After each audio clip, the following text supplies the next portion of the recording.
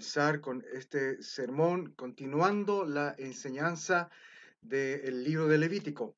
Quizás ya lo notaste en la lectura, o quizás no, pero si estuviste atento a los sermones anteriores, seguramente sí lo has notado al escuchar la larga lectura de hoy. El pasaje que nos fue leído básicamente es una repetición de información que ya nos fue entregada en los capítulos anteriores de Levítico. Eh, Nuestra lectura de hoy es básicamente una repetición. Nuevamente leemos instrucciones sobre los holocaustos u ofrendas quemadas, las ofrendas de grano, las ofrendas de paz, las ofrendas por el pecado y las ofrendas expiatorias, los 5 tipos de sacrificios que se describen en Levítico. Y cuando uno lee este tipo de lecturas, se pregunta, ¿por qué la repetición? De hecho, cuando encontramos un pasaje así en la Biblia, donde se está repitiendo algo que ya se dijo atrás y es una lectura larga, tenemos el deseo de pasarnos de largo estos pasajes o restarle importancia. Pero es palabra de Dios. A nuestro Señor le pareció importante repetir estas instrucciones en su palabra, así que debemos darle el respeto y la importancia que merece. Por eso quiero invitarte a concentrarte, a poner tu mente en lo que vamos a hablar y meditar hoy día. Pero antes quiero invitarte también a hacer una oración. Todopoderoso Dios, que hiciste que de las tinieblas resplandeciese la luz, te rogamos que ilumines nuestros corazones con la luz del conocimiento de tu gloria en el rostro de Jesucristo, mediante tu palabra poderosa y preciosa. Amén. Amén. Hay dos razones por las que se repiten las instrucciones, los mandamientos acerca de los 5 tipos de sacrificios en este pasaje. En primer lugar, la razón es porque este pasaje es una instrucción específica para los sacerdotes. En los versos 8 y 9 dice que es una instrucción, un mandato para los sacerdotes. El Señor habló con Moisés y le ordenó que dijera a Aarón y a sus hijos lo siguiente. Entonces, hay esta repetición porque los sacerdotes tenían que saber en detalle cómo hacer su trabajo. Por eso es que Dios les da más detalles y se repiten todas las instrucciones, todos los mandamientos acerca de los sacrificios que ya vimos en los capítulos anteriores. Pero la segunda razón por qué Dios repite todos los mandamientos y da más detalles es también para recordarles a los sacerdotes y al pueblo de Israel entero este principio, esta verdad potente e inalterable. Ellos no podían adorar a Dios a su manera, sino que debía ser a la manera de Dios. Por eso creo yo que hay esta repetición, para que tanto los sacerdotes como todo el pueblo supiera esta verdad. Oigan, ustedes no pueden adorarme en la manera que mejor les parezca. Por buenas que sean sus intenciones, ustedes me van a adorar como yo especifico. Y es por eso que Dios hace este énfasis de repetir. Y este va a ser el tema de este sermón. Adorar a Dios a la manera de Dios. Porque esto es muy importante, queridos hermanos. Yo creo que todos los creyentes, tanto del Antiguo como del Nuevo Testamento, somos básicamente adoradores. Nos acercamos a la presencia de Dios. Y hoy día los cristianos no lo hacemos en un templo, ni por medio de sacrificios de animales, tampoco por medio de el oficio de sacerdotes humanos. Nosotros nos acercamos a Dios por medio de Cristo. Él es el sacrificio por nuestros pecados y al mismo tiempo el sacerdote que intercede por nosotros. O sea, que somos adoradores. Si estamos en Cristo, somos adoradores. Podemos acceder a la presencia de Dios en cualquier momento y en cualquier lugar. Y el mismo principio de este pasaje también debe enseñarnos a nosotros.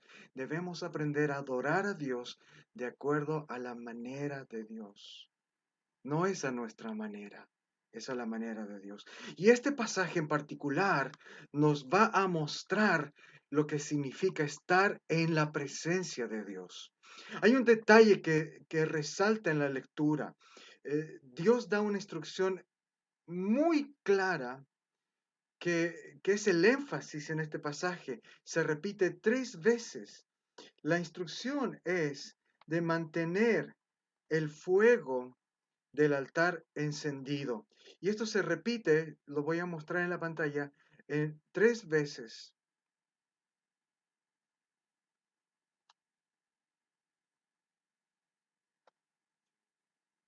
Primero en el verso 9.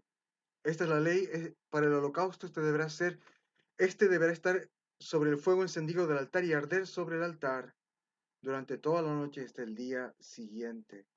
Y luego en los versos 12 y 13 se repiten las otras 2 veces. El fuego del altar no deberá apagarse, sino que todos los días el sacerdote le echará leña. Y en el verso 13, ahí más abajo, el fuego del altar deberá mantenerse siempre encendido, nunca deberá apagarse. Ese es el énfasis. ¿Por qué debía estar encendido el fuego todo el tiempo? Eso es lo que vamos a recordar y meditar en este momento. En primer lugar, el fuego definitivamente era un recordatorio de la presencia de Dios para los israelitas. Recordemos, cuando ellos salieron de Egipto y estaban en el desierto, la Biblia dice que la presencia de Dios les guiaba en la forma de un pilar de nube en el día, que en la noche se convertía un pilar de fuego. Entonces la presencia de Dios iba con ellos de esa forma.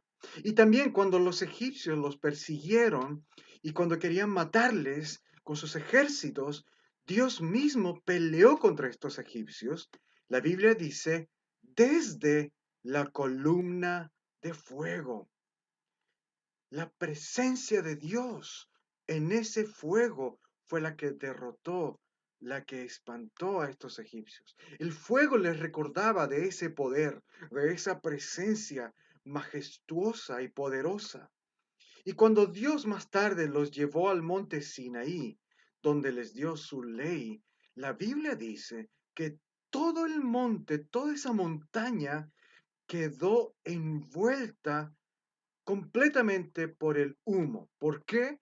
Porque Dios se manifestó, su presencia descendió sobre el monte con fuego, con un fuego aterrador.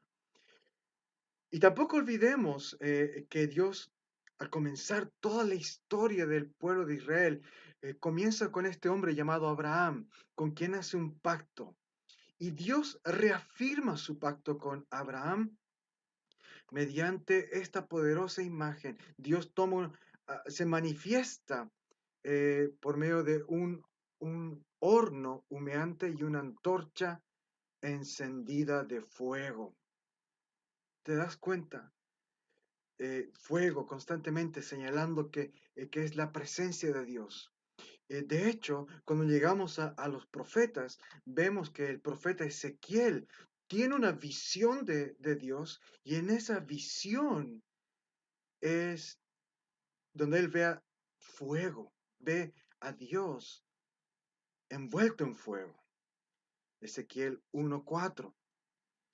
Y también más adelante, en el verso 27, donde tiene esta visión de Dios, Ezequiel describe de lo que parecía ser su cintura para arriba, tenía aspecto de ámbar reluciente, titilante como el fuego, dice Ezequiel. Y de la cintura para abajo parecía una llama encendida. Y el profeta Daniel tiene una visión similar, esta vez del trono de Dios, en el capítulo 7 de Daniel. Y ahí él describe que las ruedas del trono quemaban y que fuego surgía de la presencia de Dios. Y sabes qué, cuando llegamos al Nuevo Testamento, también el Nuevo Testamento nos habla el autor de Hebreos que la presencia de Dios, que Dios mismo es fuego, un fuego consumidor. Y el apóstol Juan en su visión del Apocalipsis, describe a Jesús como la estrella resplandeciente de la mañana, el sol. Hermanos, el fuego en la Biblia representa la presencia de Dios, Dios mismo en medio de su pueblo. Es por eso que el fuego debía estar ardiendo las 24 horas en el tabernáculo, porque la presencia de Dios estaba con ellos las 24 horas. Por eso es que el fuego no debía apagarse, porque era una forma potente de recordarles que la presencia protectora, la presencia real, poderosa de Dios estaba con ellos a toda hora. Y ellos tenían acceso a Dios mismo. Y lo maravilloso es que para nosotros los cristianos, también Jesús, el Hijo de Dios, nos prometió lo mismo, que su presencia estaría con nosotros. Antes de ascender al Padre, Jesús le dijo a sus discípulos y a todos nosotros, yo estaré con ustedes todos los días hasta el fin del mundo. Tenemos acceso a la presencia de Dios gracias a Cristo. Eso quiere decir adorar. Eso quiere decir ser adorador. A veces escuchamos el término adorar y hoy día generalmente los cristianos equivalen la adoración con cantar alabanzas. No, puede ser parte de nuestra adoración pública el cantar alabanzas, pero la adoración es básicamente estar en esta presencia, tener acceso a esta presencia y tener la presencia de Dios en nuestras vidas. Dios está con nosotros. Eso es lo que el fuego debía recordarles a los israelitas en el tabernáculo. Pero también ese fuego significa otra cosa muy poderosa: juicio y santidad. Eh, Como decía hace rato, he escuchado muchas canciones cristianas que hablan del fuego también. Fuego de Dios, canciones que dicen, ven fuego de Dios, o consúmeme fuego de Dios, quémame. Un israelita jamás hubiera cantado algo similar, porque el fuego, además de representar, además de recordarles la presencia de Dios, era un poderoso recordatorio de juicio, de castigo.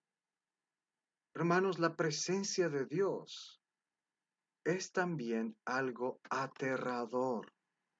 ¿Por qué? Porque la presencia de Dios es santa, santísima. Y cuando Dios se manifiesta, su presencia se manifiesta, esa santidad se opone violentamente al pecado. Y cuando la presencia santa de Dios se manifestaba en medio de su pueblo, el pecador tenía problemas. Es algo similar a querer acercarte demasiado al sol o querer lanzarte un piquero en un volcán. No sería bueno para tu salud, no sería bueno para ti. El juicio de Dios, la presencia de Dios es similar, y el fuego, cuando Dios habla de fuego en su presencia, es para recordar también este aspecto. Él consume.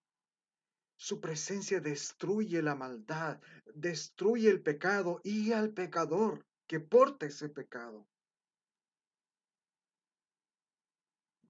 Esto lo vemos en el Antiguo y en el Nuevo Testamento también. Es muy potente.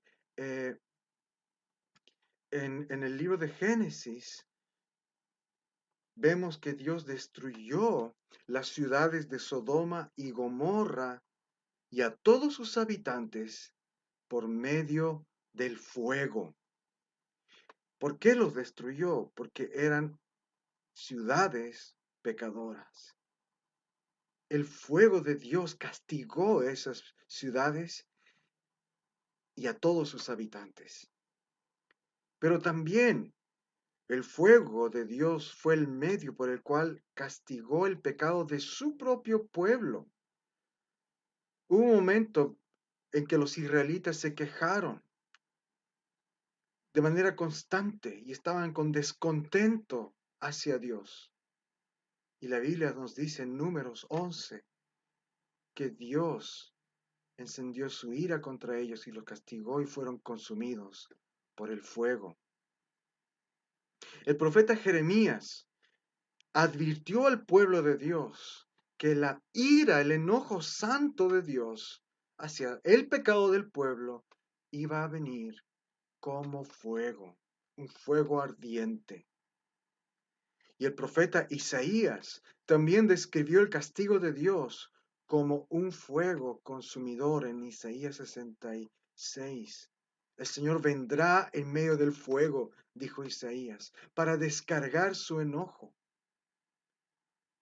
La imagen más fuerte del fuego como instrumento de juicio y castigo está en el mismo Levítico, porque los sacrificios debían ser quemados. Al hacer los sacrificios, el animal sacrificado moría y el fuego lo consumía hasta que no quede nada. Esto es un potente recordatorio de que el pecado no puede estar en la presencia de Dios, porque la presencia de Dios destruye, consume, mata al pecador junto con su pecado. La Biblia nunca hace una separación del pecado y el pecador. Y Dios es perfectamente justo. Él siempre castiga el pecado. Entonces, al no hacer una separación entre el pecado y el pecador, ¿qué opciones tenía el israelita? Debía ser consumido. Dios en su misericordia les dio dos opciones. Dios tenía que castigar el pecado porque es justo. Entonces, o castigaba el pecado en el israelita, destruyéndolo por completo, o castigaba el pecado del mismo israelita, pero en un sustituto que recibía el castigo en lugar del pecador. ¿Y sabes qué? Nosotros tenemos las mismas opciones. O Dios nos destruirá por causa de nuestro pecado en el día del juicio, o podemos hoy refugiarnos en Cristo, el Cordero de Dios, que fue sacrificado para tener misericordia. Eso es lo que el fuego nos recuerda, el juicio de Dios, su santidad, la severidad de su santidad. Él no tolera una pizca de pecado, pero Él es misericordioso.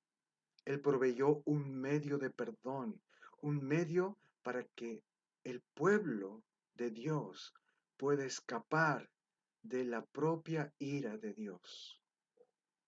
Y a nosotros, los cristianos,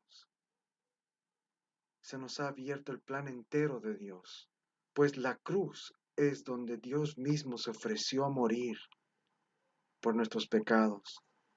Hermanos, hemos sido salvados por gracia. Eso es fantástico. Estas son las buenas noticias del Evangelio, que Dios, este Dios santo, nos dio la cruz como un regalo. Así que debemos ser temerosos, debemos ser respetuosos con la santidad de Dios. Hay que honrar ese fuego consumidor. Mire en la pantalla aquí el verso 21 de nuestra lectura de hoy, en el capítulo 7. Este verso dice lo siguiente: quien toque alguna cosa impura, como la inmundicia humana o algún animal impuro, cualquier otra abominación impura, y luego coma la carne del sacrificio de paz que es del Señor, será eliminado del pueblo. ¿Notas el énfasis? Los israelitas tenían que tener mucho cuidado de esa santidad. Ellos tenían que tener mucho cuidado de cómo se presentaban a Dios en adoración. La adoración no era tanto una preparación para cantar bonito, para presentarse en el templo bien arregladitos, bien peinados. La adoración implicaba prepararse seriamente, interiormente, en su interior, y ver, examinarse, ¿he tocado algo impuro? Antes de tocar el sacrificio, antes de llegar a adorar a Dios, ¿hay algo impuro en mí? Ahora, el motivo de esta contaminación, de este mandamiento que vemos aquí, no es que la impureza llegase a contaminar el altar de Dios. No es por eso que Dios les prohíbe acercarse impuros. No es que Dios está protegiendo su altar limpio de la impureza del pecador. No, Dios está protegiendo al pecador, porque si ellos vienen con impureza, la santidad de Dios que está en el altar podía destruirles. Por eso su pueblo debía ser un pueblo santo, un pueblo apartado para Dios. Ellos debían cuidarse porque le pertenecían a Dios. No debían tocar o comer nada de lo que Dios había dicho que no toquen y no coman. Ese es el punto. Debían limpiarse antes de acercarse al altar. Y queridos hermanos, ¿cuánto más nosotros? ¿Cuánto más nosotros? Debemos evitar lo que Dios ha dicho que debemos evitar. Debemos alejarnos de aquello que Dios ha dicho que debemos alejarnos, del pecado. Y debemos abrazar la santidad. Queridos, esto es muy potente para nosotros hoy, porque Dios no ha cambiado su carácter ni sus estándares con el paso del tiempo. Quizás la prohibición estricta de tocar ciertos animales o comidas no aplica de forma literal para el cristiano, para el creyente cristiano, pero claramente en la palabra de Dios encontramos desde el Antiguo hasta el Nuevo Testamento que al Señor nos prohíbe alejarnos del pecado, de toda inmoralidad, de toda avaricia, sexualidad obscena, fuera del matrimonio, mentiras, chismes, etcétera, etcétera, etcétera. Lean la carta a los Efesios capítulo 5 como un ejemplo nada más. Como un ejemplo, Efesios 5. Hay cosas que están claramente prohibidas a los hijos de Dios en el Antiguo y en el Nuevo Testamento. Hay cosas que no debemos tocar. Y otra cosa que también debemos entender es que no era tocar al animal impuro o comer el alimento prohibido lo que contaminaba al israelita. Lo que le contaminaba era la desobediencia. Dios no está buscando que se le obedezca de manera religiosa. Ya Dios dijo que no toque esto, no voy a tocar, pero lo deseo tanto. Él busca nuestros corazones. Él busca que el creyente, sus hijos y sus hijas sean honestos, que busquen y abracen esta santidad con humildad.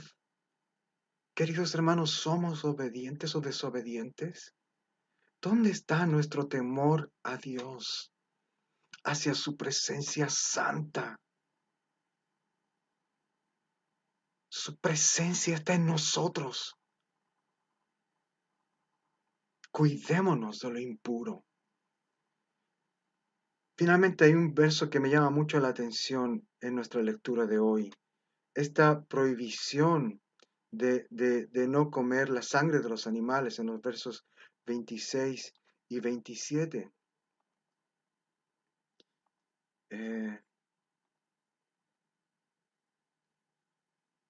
Esa prohibición de no comer la sangre.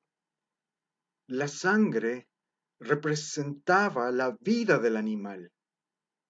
Esa sangre era derramada, el animal daba su vida, el animal moría, derramaba su sangre en lugar del pecador en los sacrificios que están descritos en Levítico 6 y 7.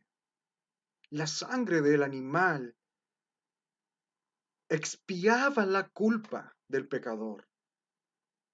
Por eso es que el israelita debía tener mucho cuidado y tratar con respeto la sangre de los animales.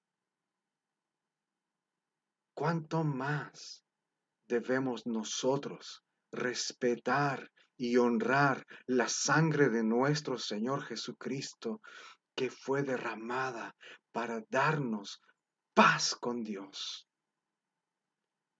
Porque nuestro perdón, la reconciliación del pecador con Dios Santo, es por medio de esa sangre derramada. ¿Cuánta mayor reverencia merece el Hijo de Dios por su sacrificio de amor tan grande? Mire la advertencia que nos hace el autor de Hebreos en el Nuevo Testamento, muy similar a la advertencia de tener cuidado con la sangre de los animales en el Antiguo Testamento. Hebreos 10:29 dice: ¿qué mayor castigo piensan ustedes que merece el que pisotea al Hijo de Dios y considera impura la sangre del pacto en la cual fue santificado e insulta al Espíritu de la gracia? ¿Cuándo pisoteamos la sangre de Cristo? Cuando jugamos con cosas que le deshonran, cuando tocamos cosas que Él ha dicho que no debemos tocar y nos acercamos a su presencia sin arrepentirnos, sin limpiarnos. Eso es deshonrar la sangre de Cristo. Eso es pisotear su sangre. Cuando mezclamos nuestros cuerpos, nuestras vidas con lo que es impuro. ¿Sabes qué? La Biblia dice que nuestros cuerpos son el templo del Espíritu Santo, del Espíritu de Dios. Tengamos temor. Eso es adorar a Dios de acuerdo a la manera de Dios. Se trata de darle esa honra, de abrazar la santidad. Dios mismo cargó con nuestros pecados en la cruz. Él se convirtió en sacrificio y en ofrenda para que nosotros tengamos el perdón de Dios. Así que miremos cada día esa cruz y recordemos que le debemos honra, respeto y temor. Recordemos cuánto costó nuestro perdón y libertad y vida eterna. Adoremos a Dios a la manera de Dios. ¿Cuál es esa manera? En santidad, en reverencia, en respeto. No tomemos el amor de Dios y la misericordia de Dios como algo ligero. A veces esa es nuestra tentación, esa es mi tentación, de decir: no, Dios me perdona. Sí, Él me va a perdonar, pero debo honrar esa sangre que pagó por mi perdón, para mi perdón. No tomemos el fuego de Dios como una imagen solamente bonita o romántica, sino como lo que es: su presencia, su santidad, su juicio y poder ahora viviendo en nosotros. Así que, ¿qué escogemos hoy? Abrazamos la santidad de nuestro Dios. Yo te invito a hacer eso. Abraza la santidad. Su presencia santa debe llevarnos a tener vidas santas. El Señor nos dice a ti y a mí: vivan una vida completamente santa, porque santo es aquel que los ha llamado. Escrito está: sean santos, porque yo soy santo. Amén.